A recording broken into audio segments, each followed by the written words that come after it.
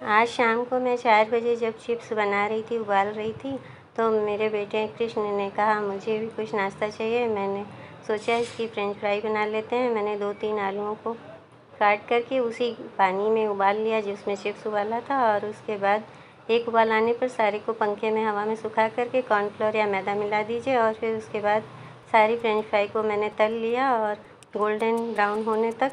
उसके बाद सारी फ्रेंच फ्राई को फिर से दोबारा तल लिया। जब ये एकदम सुनहरा गोल्डन ब्राउन हो जाता है, कुरकुरी हो जाता है, तब निकाल लीजिए और किसी भी चटनी के साथ सर्व कीजिए। हरी चटनी या सॉस के साथ बहुत ही टेस्टी फ्रेंच फ्राई बन जाती है।